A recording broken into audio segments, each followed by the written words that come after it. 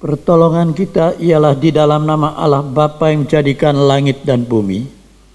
Turunlah atas kita sekalian anugerah dan damai sejahtera dari Allah Bapa dan anaknya Yesus Kristus Tuhan kita, serta persekutuan Roh Kudus. Amin. Bapa dalam surga, Allah pencipta langit, bumi, laut berserta segala isinya, serta tidak pernah meninggalkan perbuatan tangannya, Allah yang kami sembah dan Allah yang kami kenal dalam nama Yesus Kristus Tuhan kami.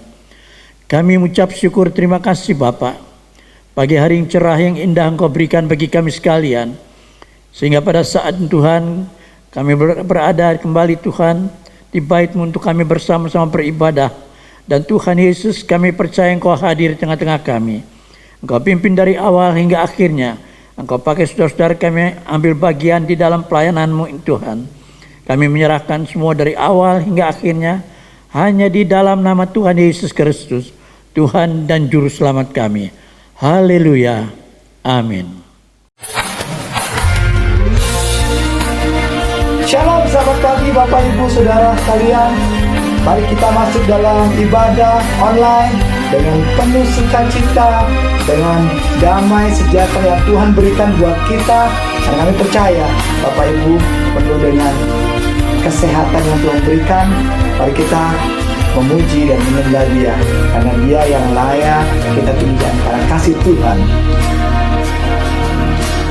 Belum pernah ada kasih di dunia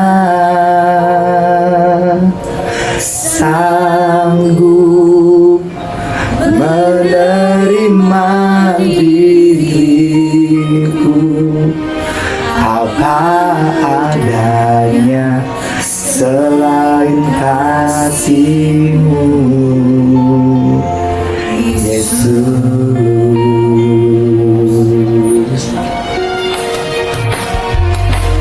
Sungguh tiada lagi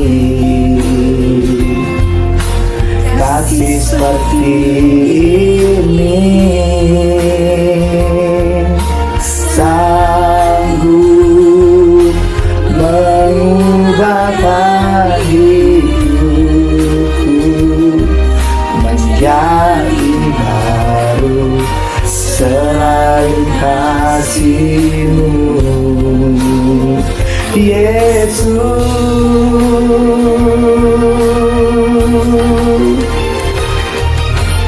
Kau ku kagumi dalam hati, kasih-Mu tiada duanya. Sampai kini ku akui kasih-Mu tiada duanya. Ku kagumi dalam hati, kasih-Mu tiada duanya. Sampai kini ku akui kasih-Mu tiada duanya. Haleluya.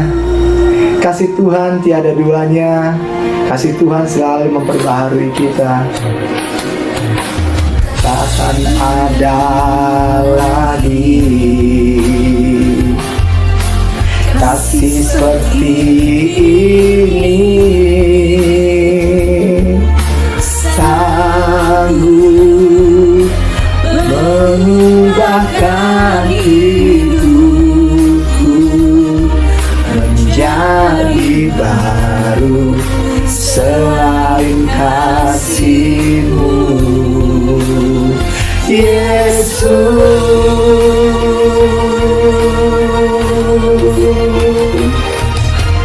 Kau ku kagumi dalam hati, kasih-Mu tiada duanya. Sampai kini ku akui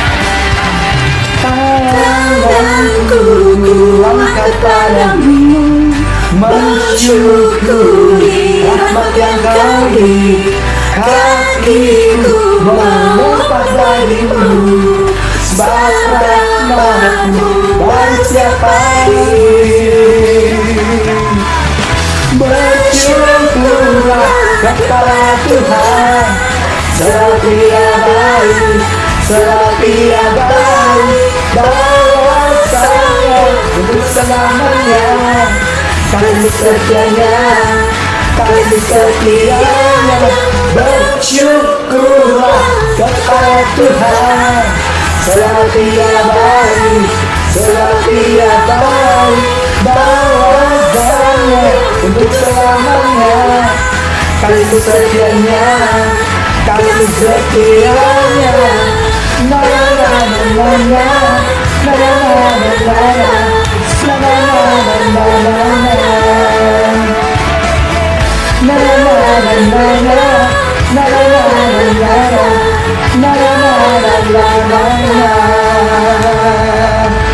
Oh, haleluya.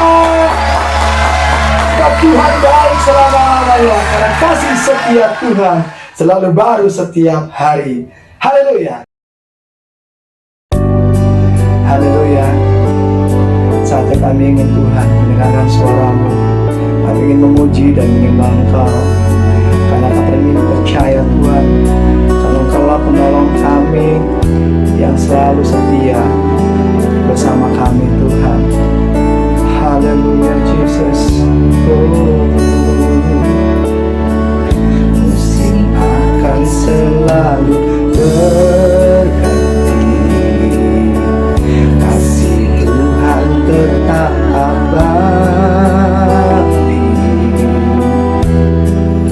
tak akan berubah sampai selamanya.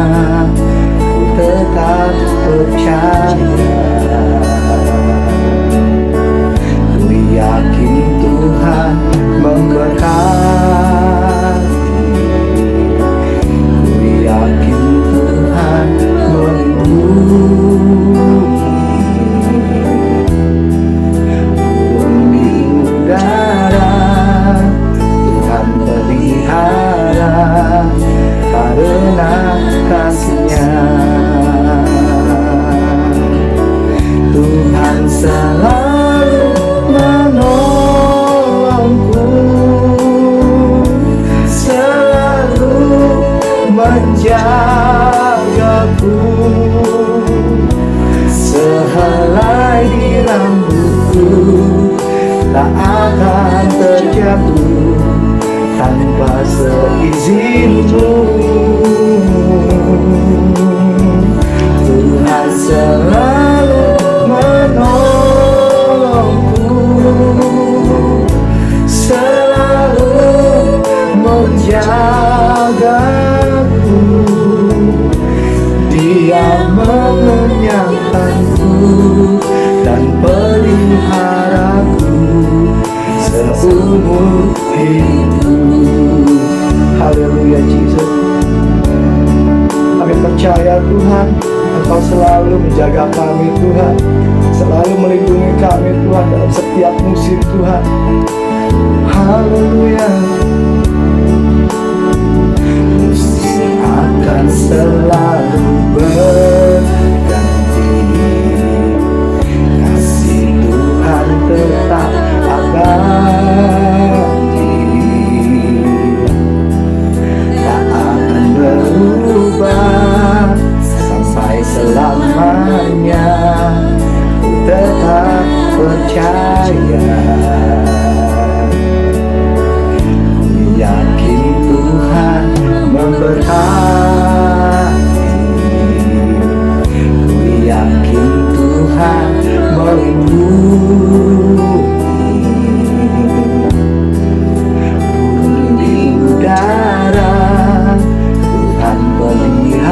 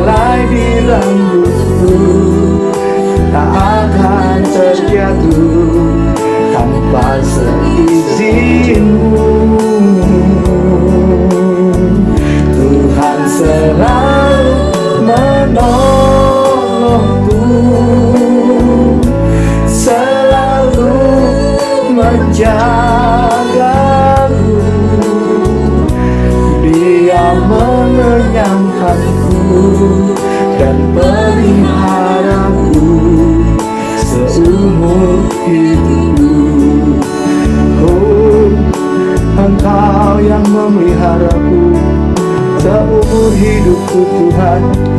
Burung di udara Kau pelihara, Engkau mengasihi kami. Oh, anak kami percaya Tuhan, Engkau yang kami sembah. Haleluya. Tuhan selalu menolongku, selalu menjagaku. Sehelai di rambutku tak akan terjatuh tanpa seizinmu. Tuhan selalu menolongku, selalu menjagaku. Dia mengenyangkanku dan peliharaku seumur hidupku. Dia mengenyangkanku dan peliharaku seumur hidupku. Dia mengenyangkanku dan peliharaku seumur hidupku. Engkau mengenyangkanku Tuhan, Kau pelihara kami, Kau menjaga kami Tuhan. Haleluya. Sungguh kami percaya, ajaib Tuhan, ajaib.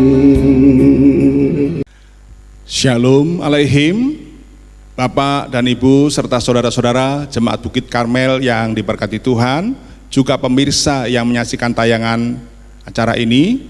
Selamat berjumpa kembali dan selamat bergabung. Sebelum kita masuk dalam pembacaan firman Tuhan dan perenungan firman Tuhan, mari kita berdoa. Bapa di surga yang kami panggil di dalam nama Tuhan Yesus Kristus, pagi hari ini kami bersyukur kepadamu Tuhan atas berkat-Mu bagi kami semua.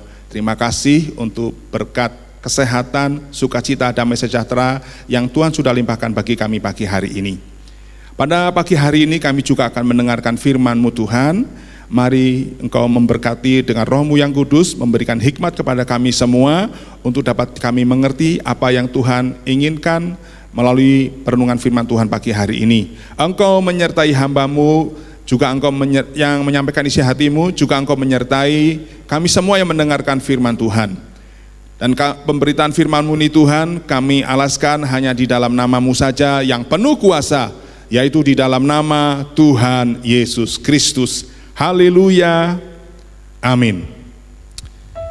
Bapak, Ibu, Saudara, Saudara yang kekasih dalam Tuhan, pada kesempatan pagi hari ini saya akan membagikan firman Tuhan. Dan saya mengambil renungan firman Tuhan ini dari kitab Kejadian 39 ayat yang 11 sampai dengan 23. Perikop firman Tuhan berjudul Yusuf di rumah Potifar. Dan renungan pagi hari ini saya juga memberi judul Orang Percaya Harus Kuat. Katakan sekali lagi saudara, orang percaya harus kuat. Mari saudara menyimak Alkitab saudara, Kejadian 39 ayat yang ke-11 sampai dengan 23. Saya akan membacakan untuk saudara, saudara dapat menyimak firman Tuhan. Yusuf di rumah Potifar. Pada suatu hari masuklah Yusuf ke dalam rumah untuk melakukan pekerjaannya. Sedang dari seisi rumah itu seorang pun tidak ada di rumah. Lalu perempuan itu memegang baju Yusuf sambil berkata, "Marilah tidur dengan aku."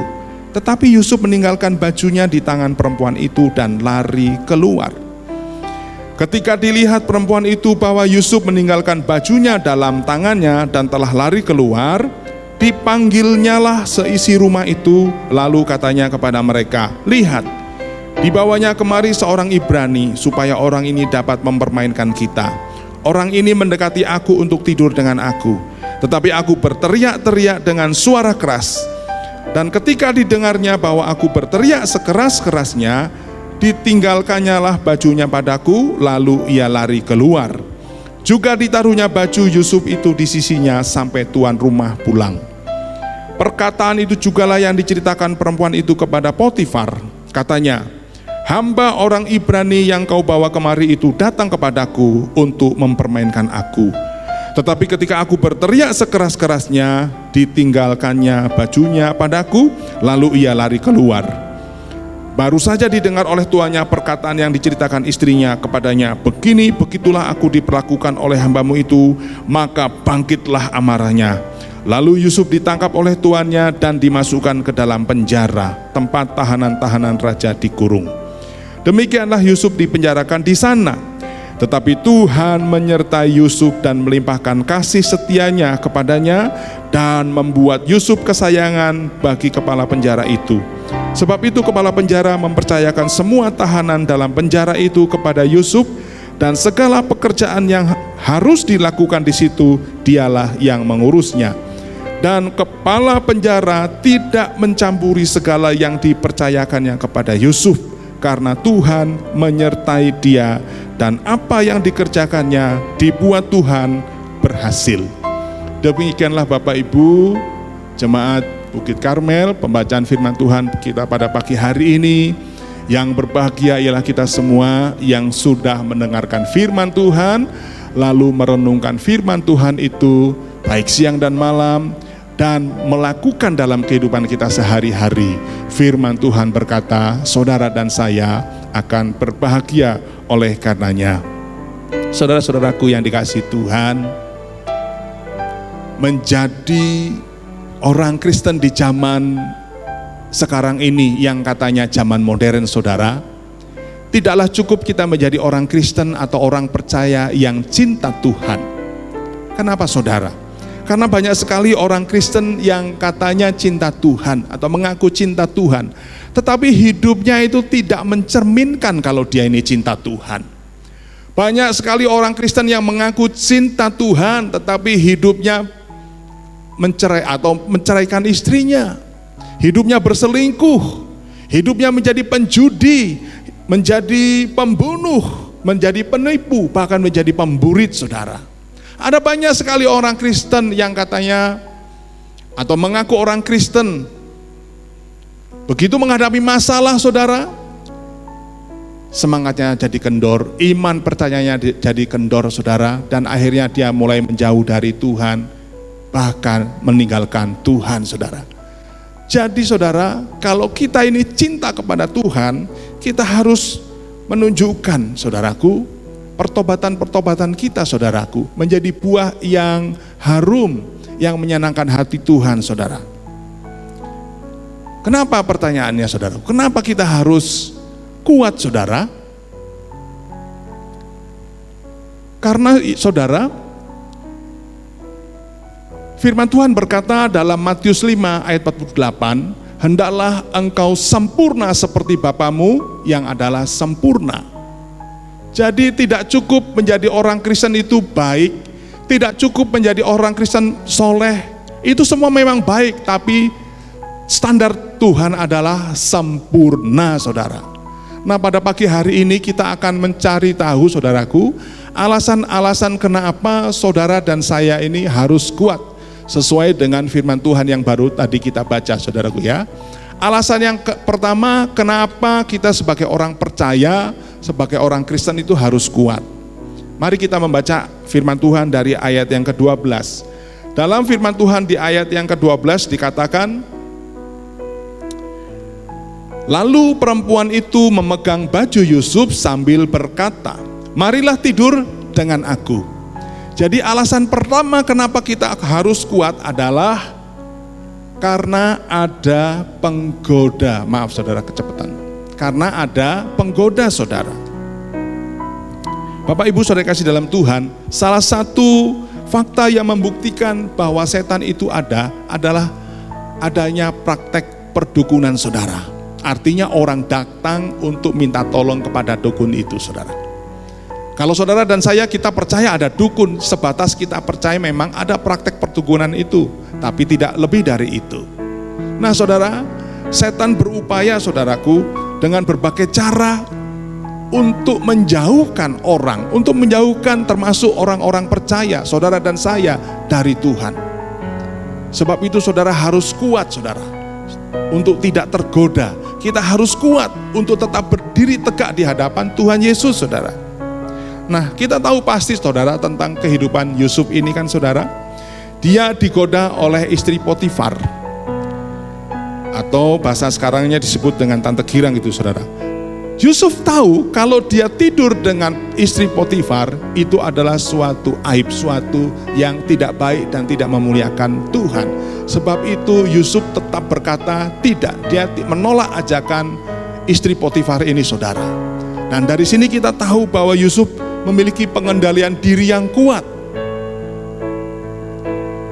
Resikonya memang dia juga sudah pikirkan, pasti ada sesuatu yang enak yang dia akan terima, saudara. Dan benar saja, saudara, di akhir ceritanya kita tahu semua, akhirnya Yusuf dipanggil oleh tuannya, lalu dia dipenjara, dia menjadi narapidana, saudara.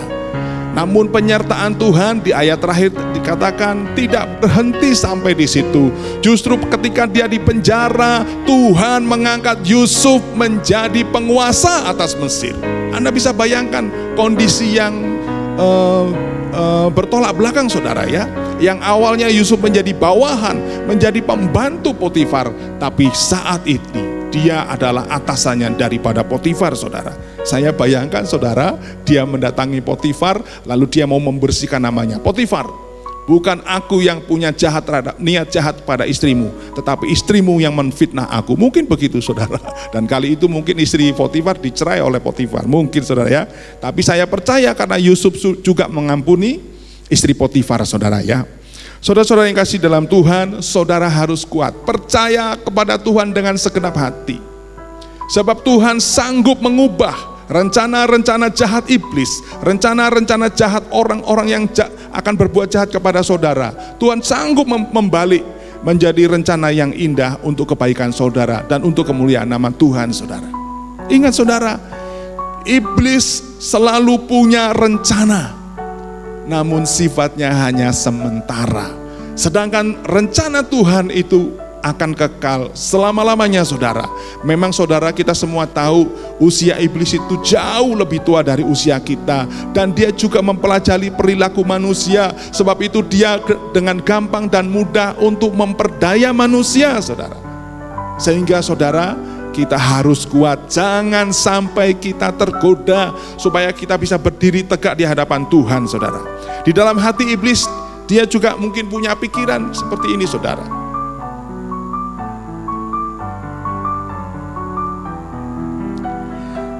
Dia mungkin akan berkata bahwa kita mungkin gak bisa menghentikan orang Kristen untuk pergi ke gereja. Kita mungkin gak bisa membuat mereka berhenti untuk membaca Alkitab.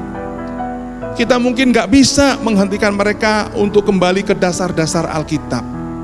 Namun, kata iblis, kita bisa melakukan sesuatu kepada orang Kristen. Kita bisa menghambat hubungan dan pengalaman mereka dengan Yesus. Kalau mereka berhasil membina hubungan dengan Yesus, maka kuasa kita atas mereka akan hancur, kata iblis. Ya, saudara. Sebab itu perhatikan, saudara. Kalau kita ini jangan sampai terpisah hubungan kita dengan Tuhan. Dia berkata, biarkan mereka fanatik dengan pergi ke gereja, biarin aja. Biarkan dia baca Alkitab, gak apa-apa. Yang penting curi waktu mereka, supaya mereka gak bisa berhubungan dengan Tuhan Yesus atau dengan Yesus. Lalu mungkin iblis juga yang lain berkata, lalu gimana caranya melakukan hal itu? Mungkin mereka berdiskusi, buat mereka sibuk dengan hal-hal yang tidak berguna, hal-hal yang tidak penting bagi hidup mereka. Ciptakan cara-cara untuk menyita pikiran mereka. Tambahkan hal-hal ke dalam pikiran mereka agar suara Roh Kudus tidak lagi didengar oleh mereka.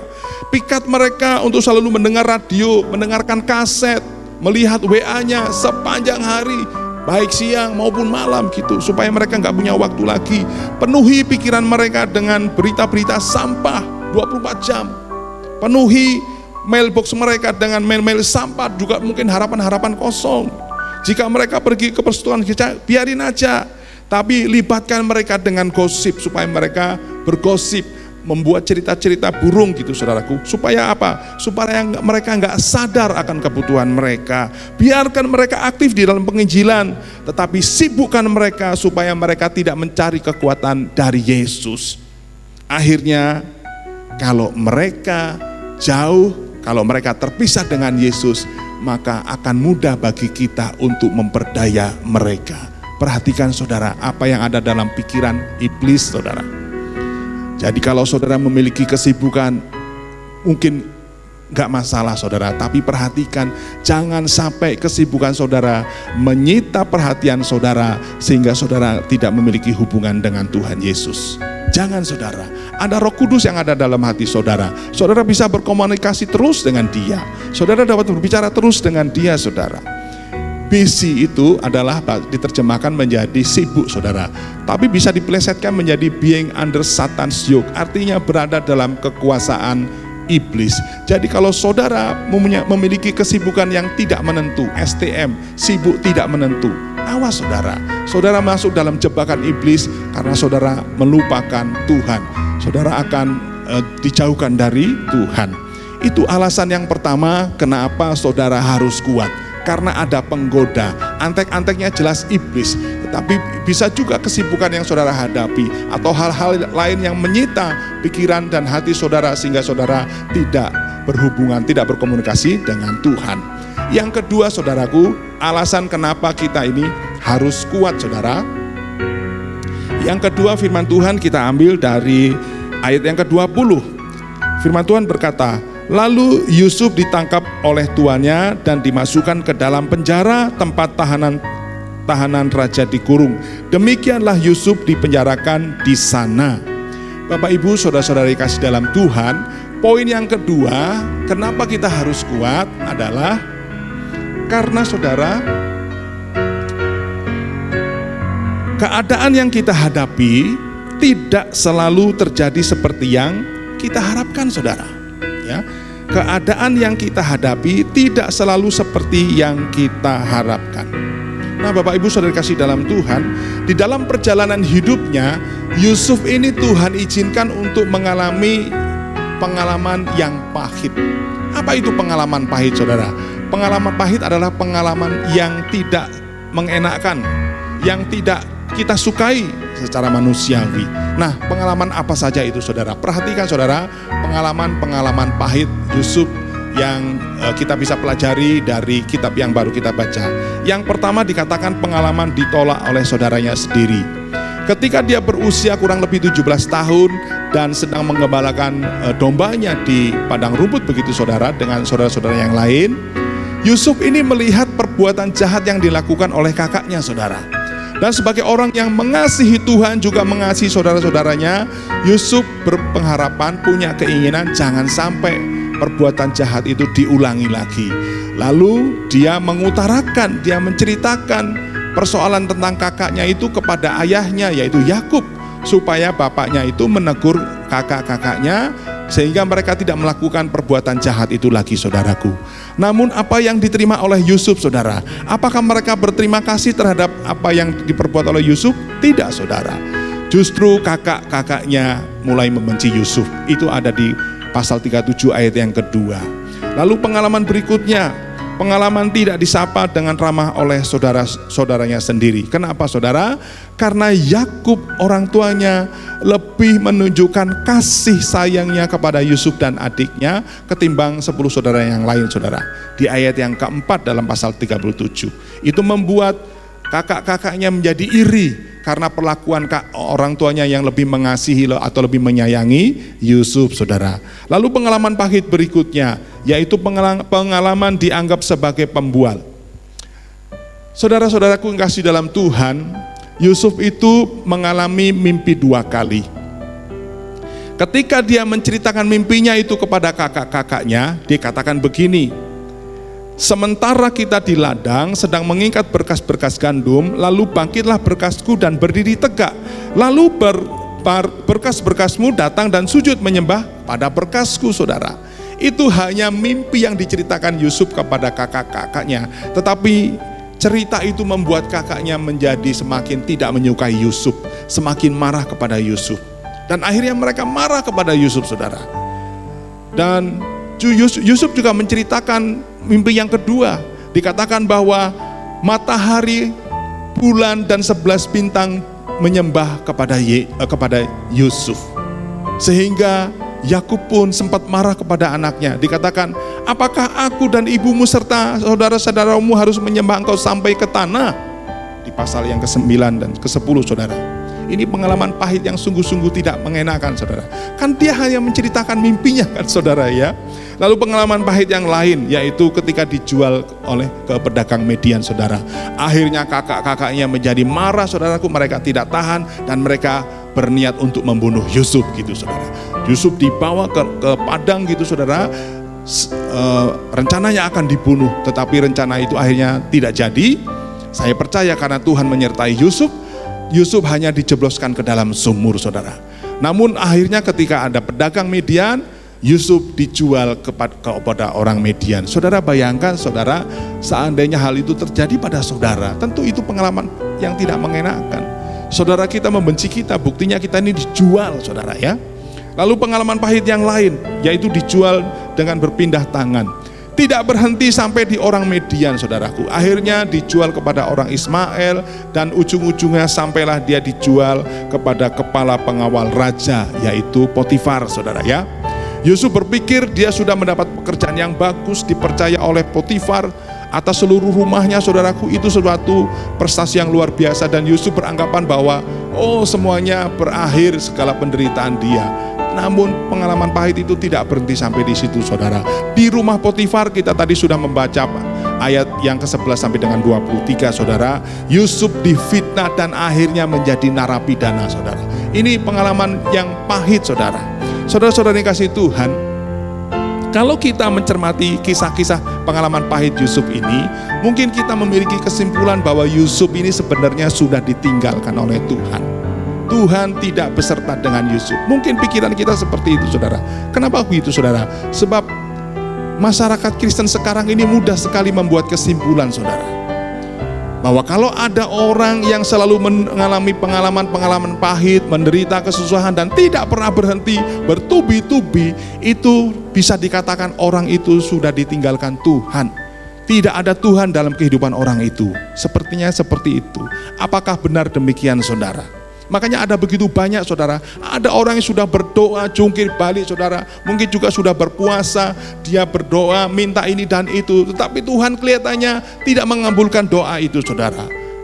Lalu dia mulai bersungut-sungut kepada Tuhan, dia mulai undur dari Tuhan, saudaraku. Dan akhirnya dia nggak mau lagi percaya kepada Tuhan, bahkan berpaling dari Tuhan, saudara.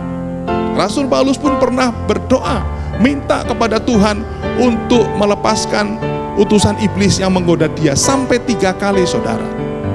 Tetapi Tuhan menjawab begini, saudara, cukuplah kasih karuniaku bagimu, karena justru dalam kelemahanlah kuasaku menjadi sempurna, kata Tuhan. Nah, kita bisa belajar, saudaraku, dari kisah Yusuf ini, saudara. Keadaan yang dihadapi itu sungguh-sungguh tidak seperti yang diharapkan, saudara. Semuanya bertolak belakang dan tidak mengenakan. Tetapi dia belajar, dia sedang diberikan sekolah oleh Tuhan, saudara ya. Nah, saudara-saudara, kalau saudara juga mengalami pengalaman pahit seperti itu, percaya, saudara, Tuhan itu sedang mendidik saudara dan saya. Tuhan sedang memulihkan iman percaya kita, saudara, melalui pergumulan, melalui tantangan. Jadi kita harus bangga, saudara, kalau kita dipercaya oleh Tuhan untuk mengalami tantangan, untuk mengalami pergumulan.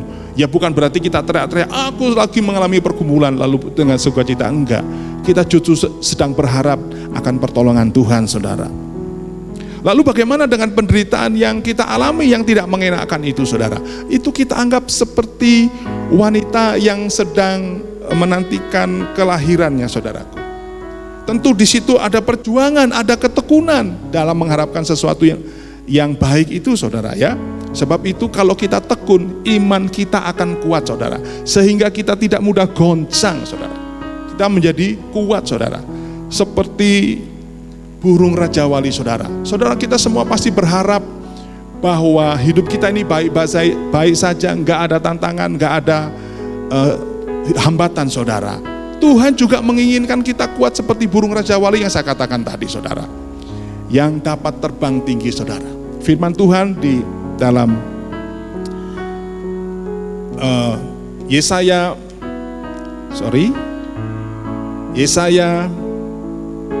40 ayat 31 katakan, tetapi orang-orang yang menanti-nantikan Tuhan mendapat kekuatan baru. Mereka seumpama Raja Wali yang naik terbang dengan kekuatan sayapnya.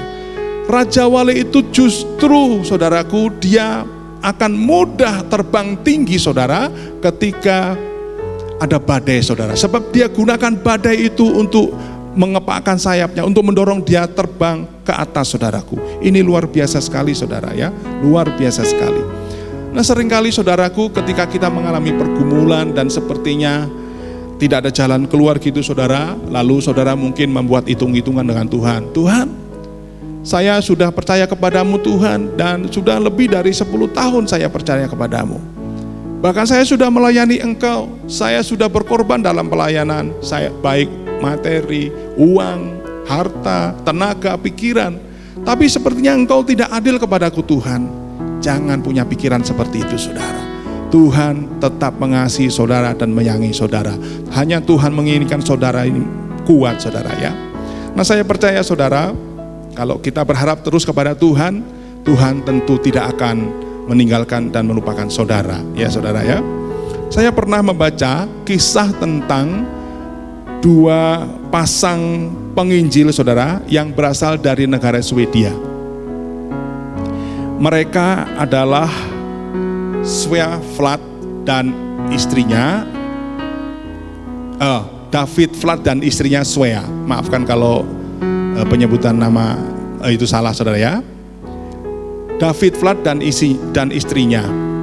Lalu pasangan berikutnya adalah Joel Erikson dan Berta. Saya tidak tampilkan gambarnya.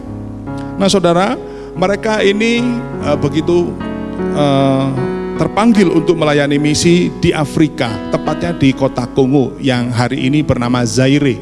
Nah, kejadian ini terjadi pada tahun 1921, saudara.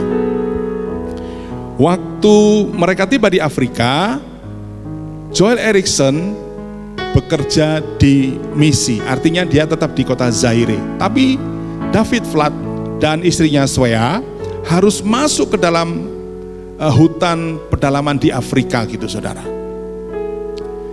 Tidak berapa lama ketika istri David Flat berada di sana mengalami serangan malaria. Dia terjangkit malaria, saudara, dengan sehingga menjadi demam dia, saudara ya.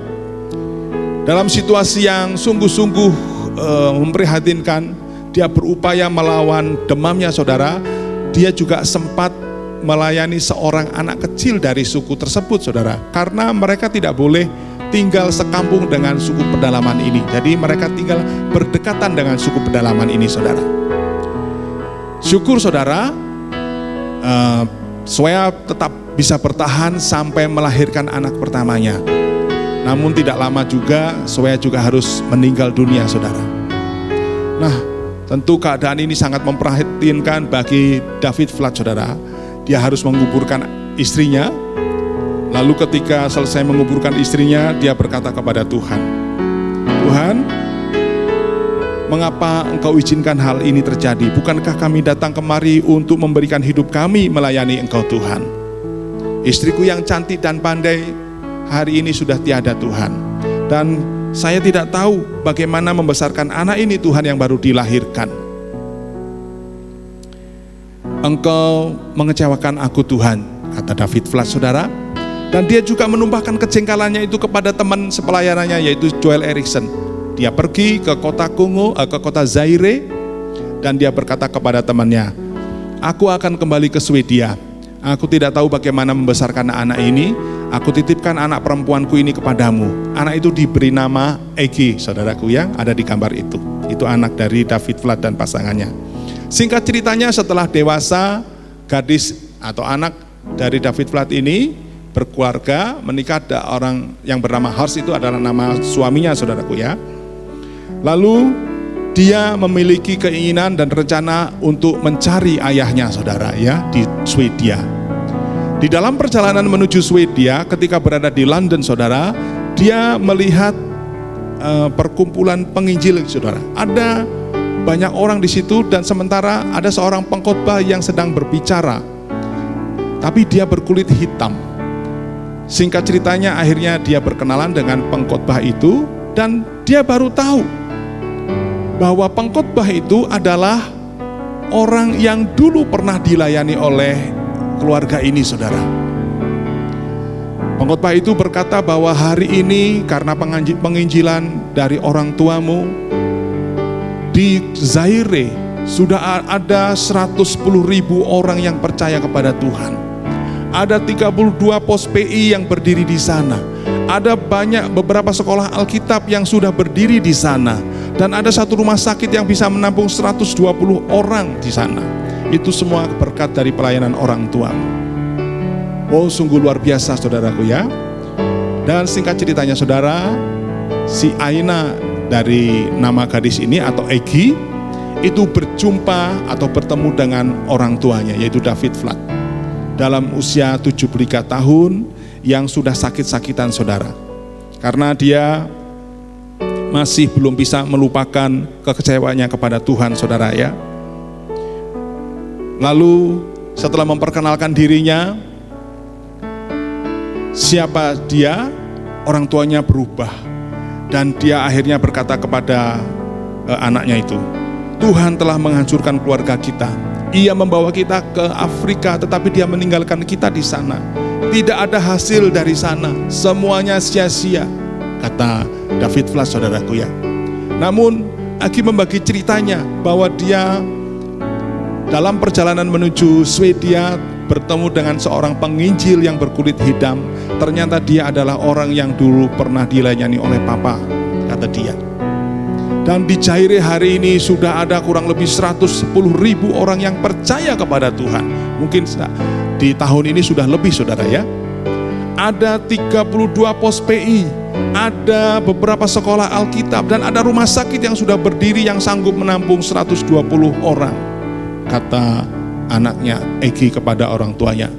Dan hal itu menggugah hati David Vlad. Roh Kudus turun pada saat itu, saudaraku, dan memberkati, menjamah David Vlad. Dia sadar David Vlad tidak bisa menahan air matanya, saudaraku. Dia sadar bahwa dia telah salah sangka dengan Tuhan. Tuhan memulihkan rohani David Vlad, saudara. Tuhan memulihkan iman David Vlad, saudaraku, sehingga dia bisa bertobat kembali, saudara. Memang tidak lama kemudian, beberapa bulan setelah pertemuan itu, David Vlad meninggal dunia, saudaraku ya.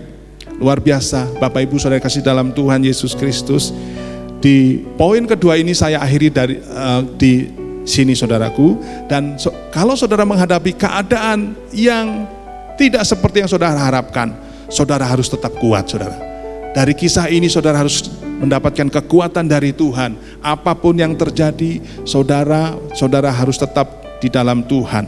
Untung saja Tuhan masih memberi kesempatan kepada David Vlad untuk sadar dan bertobat kembali, saudara. Sehingga Tuhan pulihkan hidupnya. Tidak ada lagi kekecewaan dia kepada Tuhan. Jangan sampai kita juga mengalami peristiwa seperti David Vlad ini, saudaraku.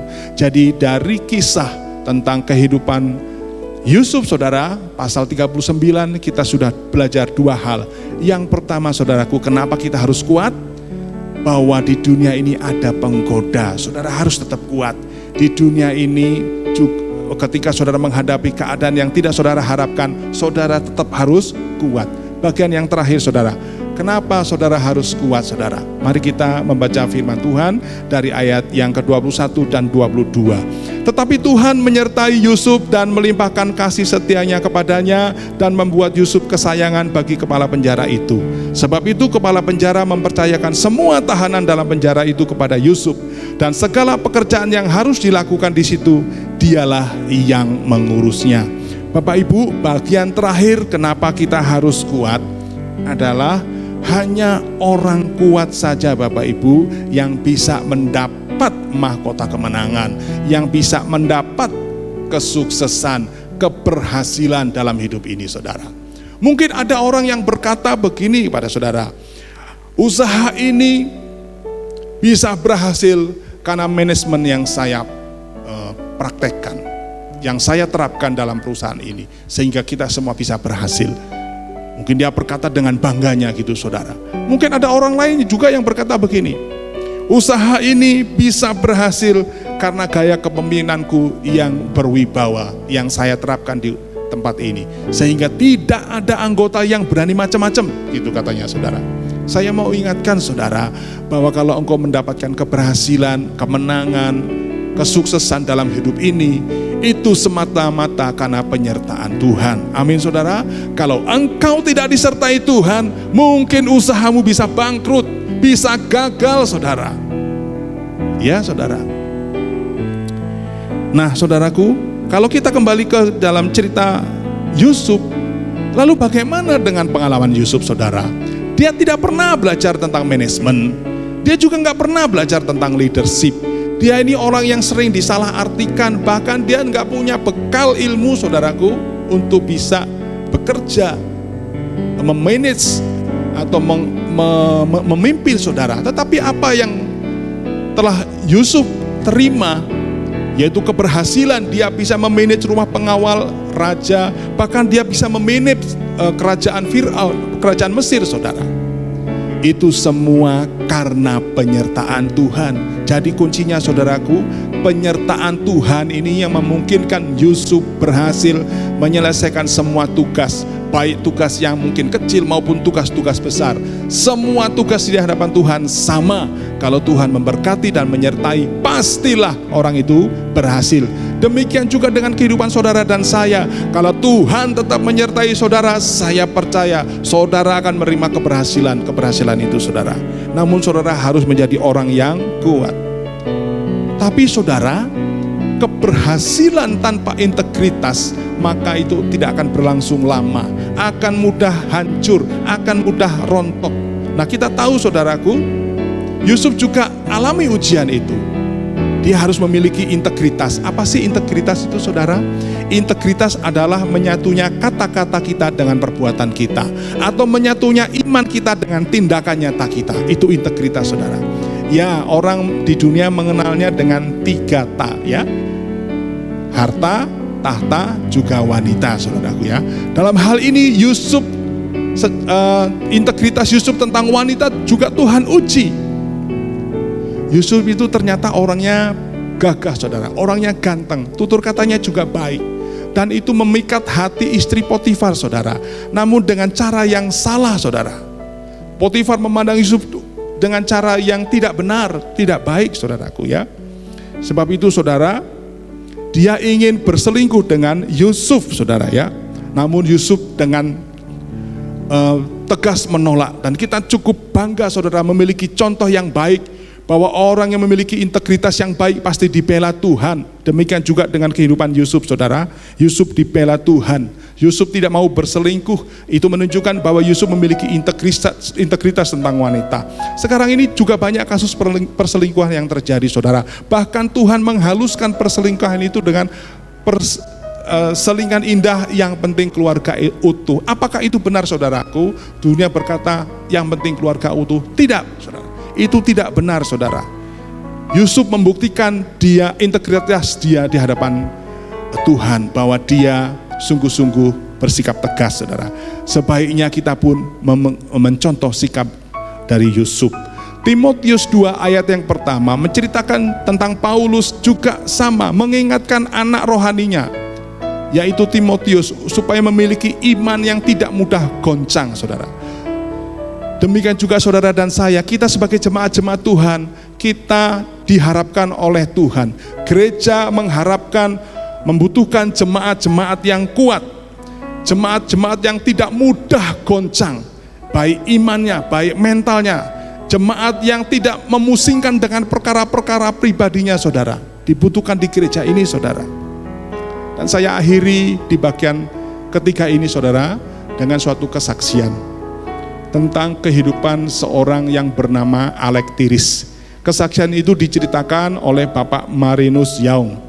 Bapak Marinus Yaung adalah seorang dosen di Uncen, Universitas Cendrawasih di Jayapura. Siapakah Pak Alektiris? Pak Alektiris itu adalah seorang juru parkir, saudaraku, yang mangkal di depan Bank Mandiri di pusat kota Jayapura, saudara. Itu saya dapat gambarnya dari internet, saudara. Nah, pada suatu hari Pak Alex ini menegur Pak dosen. Pak dosen, saya ada perlu, saya mau berdoa untuk Bapak, gitu, saudara. Dan Pak Marinus sedikit tertawa di dalam hatinya. Dia berkata begini, saya seringkali lihat Bapak ini berdiri di depan hotel ini. Sebenarnya nggak masalah sih, ada apa ya? Kok hari ini dia memaksa benar untuk mendoakan saya gitu? Oke lah, dia mengiyakan. Namun begitu mereka sudah berdua, Pak Alex ini tidak langsung mendoakan Pak Marinus, saudara. Dia menceritakan bahwa menyaksikan bagaimana Tuhan sudah menolong hidupnya dan memulihkan dia, saudaraku. Bagaimana dia bertobat di hadapan Tuhan, bagaimana Tuhan mendatangi dia sehingga dia diberkati, dia juga keluarganya, saudara ya. Kisah singkatnya, pada tahun 79 Pak Alex di sini pergi ke Jakarta setelah putus sekolah SMU di Jayapura ini, saudara. Di Jakarta dia tidak punya tujuan dan kepastian, saudara. Akhirnya dia terjerumus dalam kehidupan Jakarta yang buas, saudara. Dan itu membuat dia depresi atau kehilangan ingatan, atau bahasa yang lain dikatakan dia gila, saudara. Jadi yang dia lakukan, dia hanya menggunakan celana dalam, dia berjalan sepanjang jalan di Jalan Raya Bogor itu, saudara, untuk mengais-ngais makanan ke warung, ke tong-tong sampah gitu, saudara. Itu terjadi sekitar tahun 88 sampai 90, saudara ya. Di tahun 90 itu Tuhan menangkap dia lewat gereja GPDI Pelita Kasih di Cibubur. Dan Tuhan memulihkan kondisi Pak Alektiris ini, saudara. Sebagai balas kebaikannya, dia melayani gereja itu, atau dia terlibat di dalam pelayanan di gereja ini, saudara ya, di gereja GPDI Cibubur, saudara. Sampai akhirnya dia juga bertemu dengan pasangan hidupnya dari marga Batak Boru Panjaitan, saudara. Namun di awal pernikahan mereka sebenarnya tidak disetujui oleh terutama pihak wanita. Ya, mereka berkata, kawin dengan Alex ini nggak akan ada masa depan. Orang irian, hitam, pernah gila lagi, mungkin begitu, saudara ya. Tetapi kalau Tuhan sudah mempersatukan mereka, maka ada jalan, ada banyak cara untuk bisa terjadi pernikahan itu. Dan sungguh, saudara, tidak ada satu peser pun uang yang dikeluarkan oleh Pak Alex, saudara, untuk melakukan resepsi pernikahannya, saudara. Karena memang dia nggak punya uang, sedangkan dia hidup aja dari belas kasihan jemaat GPDI, saudara. Namun ada seorang hamba Tuhan, seorang direktur bank di Jakarta yang mendengar kesaksian Pak Alex dan diberkati melalui kesaksian itu, bersedia untuk melengkapi atau membayar semua kebutuhan persiapan pernikahan itu, saudara. Bahkan pernikahan itu bisa dilaksanakan di hotel berbintang 5 di Jakarta. Tidak dikatakan di hotel mana, saudara ya. Sungguh luar biasa. Lalu anak mereka lahir di tahun 95, diberi nama Alektiris, seorang laki-laki. Dan Pak Alex berpikir, wah, saya harus kembali ke Jayapura. 3 tahun kemudian, tahun 98, Pak Alex memboyong istri juga anaknya ke Jayapura, saudara.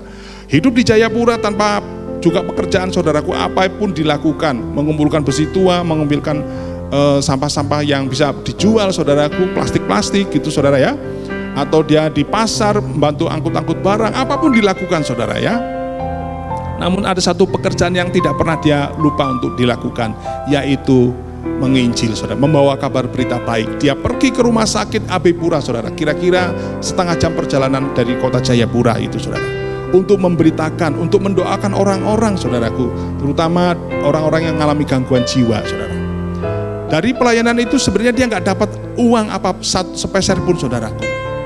Namun Tuhan tetap memelihara keluarga Pak Alex seperti Tuhan memelihara Elia, saudaraku, ketika mengalami kekeringan di Israel selama 3,5 tahun. Tuhan memelihara kehidupan Pak Alex. Nah, hari ini, saudara, mungkin sudah lebih dari 15 tahun Pak Alex menekuni bidang karir sebagai tukang parkir di kota Jayapura, sementara istrinya berjualan di rumahnya, saudara. Mereka diberkati dengan 5 orang anak, saudara. Anak mereka memiliki kecerdasan yang di atas rata-rata, saudara. Ini suatu berkat yang luar biasa, saudara, ya. Anak yang pertama yang bernama Audrey Tiris itu sekolah di SC sampai SMU yang menjadi SMU unggulan di kota Jayapura, saudara. Lalu di tahun berikutnya dia mendaftar ke Akademi Angkatan Laut dan diterima. Tahun 2018 yang lalu, anak pertama Audrey Tiris ini lulus menjadi seorang perwira Angkatan Laut, saudara, ya. Lalu menyusul adiknya yang kedua. Di gambar ini saya tunjuk anak yang kedua ketika diwisuda atau ketika dilantik, saudaraku, menjadi perwira Angkatan Laut juga, saudara, ya. Justru anak yang kedua ini menjadi lulusan terbaik, saudara. Di foto kanan bawah itu adalah gambar Kepala Staf Angkatan Laut beserta dengan keluarga Pak Alex Tiri, saudara, karena mereka mendapat kehormatan untuk bertatap muka dengan Kepala Staf Angkatan Laut, di mana anaknya menjadi lulusan yang terbaik, saudara.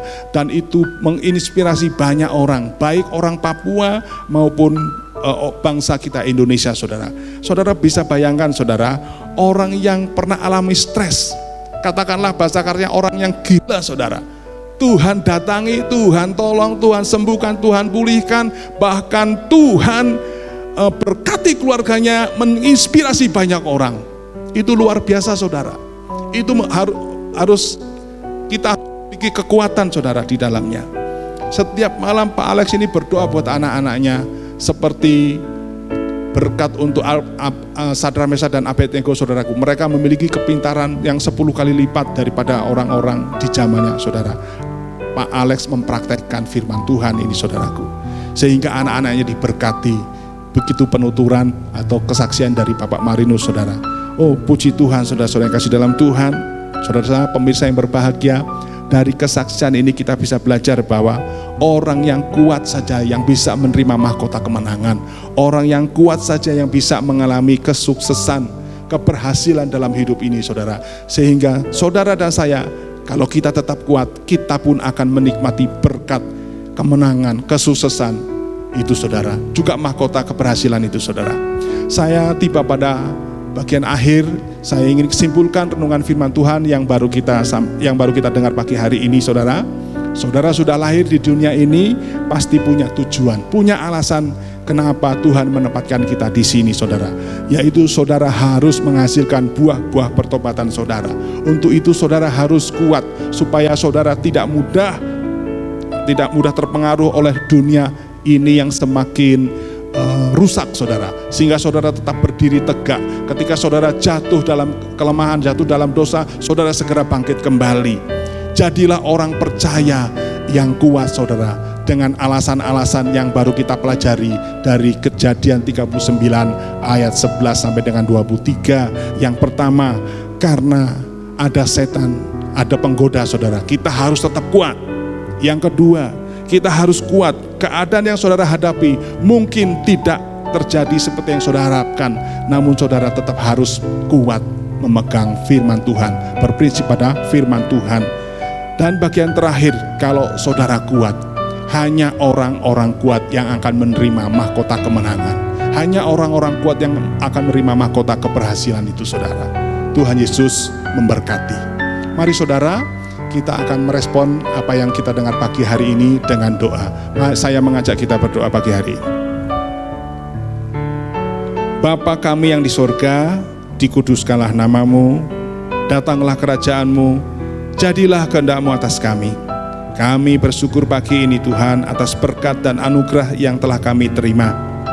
Terima kasih Tuhan untuk renungan firman yang sudah kami dengar pagi ini, yang menunjukkan kepada kami untuk menjadi orang percaya yang kuat, agar kami tidak mudah terpengaruh dunia ini yang semakin sesat, agar kami juga mampu menolak godaan setan, sehingga kami dapat berdiri tegak di hadapan Tuhan. Kami juga belajar dari kehidupan hamba-Mu Yusuf yang berhasil karena Engkau telah mempromosikan dia juga Tuhan. Bahkan Engkau mengangkat dia menjadi penguasa atas Mesir Tuhan. Dia mendapatkan kemenangan di dalam hidupnya karena penyertaan-Mu Tuhan. Tuhan, kami percaya Engkau juga menyertai kami semua pagi hari ini Tuhan. Engkau luar biasa Tuhan, Engkau ajaib, Engkau sungguh-sungguh mengagumkan Tuhan Yesus. Dan kami berdoa Tuhan khususnya pagi hari ini buat jemaat-Mu Gebis Bukit Karmel, juga para pemirsa yang menyaksikan acara ibadah online hari ini Tuhan. Kiranya berkat-Mu menjadikan mereka kepala dan bukan ekor. Engkau menjagai keluar masuk mereka, apapun yang mereka lakukan akan berhasil karena Engkau menyertai mereka Tuhan. Inilah doa dan permohonan kami ya Tuhan, yang kami panjatkan di dalam nama-Mu yang penuh kuasa, yaitu di dalam nama Tuhan Yesus Kristus. Haleluya, amin. Tuhan Yesus memberkati. Selamat hari Minggu, amin.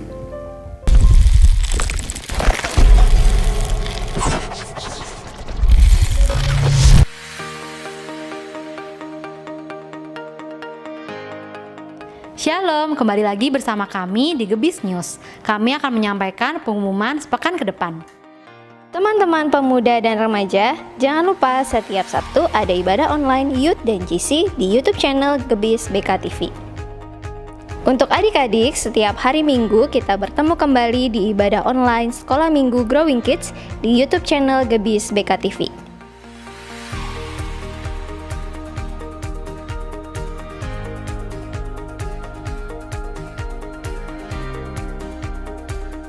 Umur panjang di tangan kanannya, tangan kirinya kekayaan. Selamat ulang tahun buat para jemaat yang berulang tahun di minggu ini. Tuhan Yesus memberkati.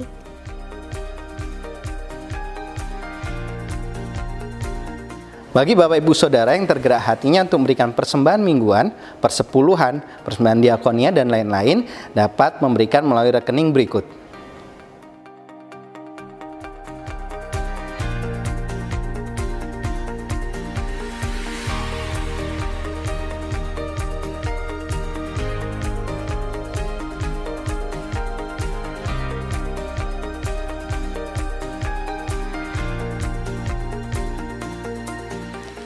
Sekian pengumuman di minggu ini, saya dan tim melaporkan dari Studio 13. Tetap semangat, selalu menjadi berkat, dan Tuhan Yesus memberkati.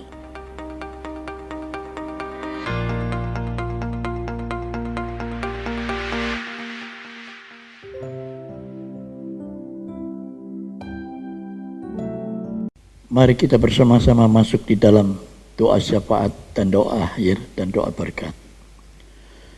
Bapa Surgawi, kami bersyukur, terima kasih Engkau telah menyertai dari awal hingga akhirnya.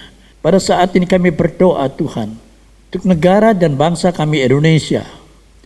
Sekalipun telah dikatakan ada varian baru yang akan masuk di Indonesia ini, tapi kami percaya kuasa-Mu lebih dahsyat Tuhan. Engkau menjaganya dengan pasukan malaikat-Nya Tuhan. Engkau menjauhkan kami dari segala sakit penyakit varian berikutnya ini Tuhan, yang kami percaya tidak akan mustahil Dia mengalahkannya. Dan saudara-saudara yang dikasihi Tuhan Yesus Kristus, biarlah mereka Tuhan dipenuhi dengan urapan Roh Kudus-Mu Tuhan.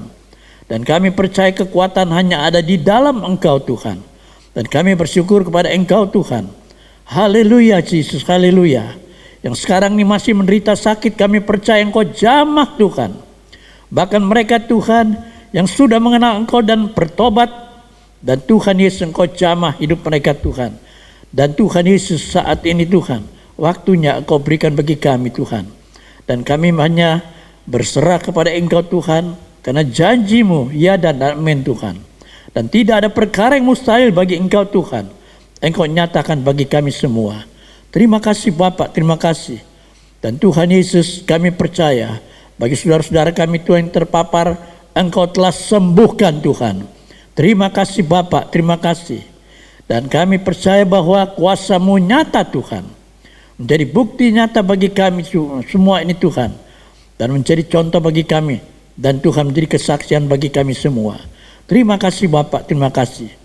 Tuhan Yesus, saat ini Tuhan, kami bersyukur untuk akhir pada ibadah kami ini. Engkau telah menyertai dari awal hingga akhirnya. Dan menyertai bagi saudara-saudara kami yang ambil bagian Tuhan. Dan Tuhan Yesus beserta selalu bagi kami Tuhan. Dan kami percaya Tuhan, firman yang telah kami dengar menjadi rema bagi kami Tuhan. Yang Engkau menyatakan bagi kami semua ini Tuhan. Karena Engkau sanggup Tuhan mengubahkan segala sesuatu. Dan Tuhan Yesus, kami serahkan semua doa kami ini hanya di dalam Engkau Tuhan. Terima kasih Bapak, terima kasih. Terpujilah Engkau Tuhan dari kekal sampai selama-lamanya. Kita angkat kedua tangan kita untuk kita menerima curahan berkat daripada Allah Bapa di surga. Arahkanlah pikiran dan hatimu. Sidang jemaat kekasih, terimalah berkat, limpah rahmat, anugerah daripada Allah Bapa di surga. Cinta kasih karunia Tuhan Yesus Kristus di dalam persekutuan Roh Kudus menyertai saudara sekalian. Mulai saat ini sampai Maranatha, Tuhan Yesus datang kembali kedua di atas awan permai. Semua yang percaya berkata, amin.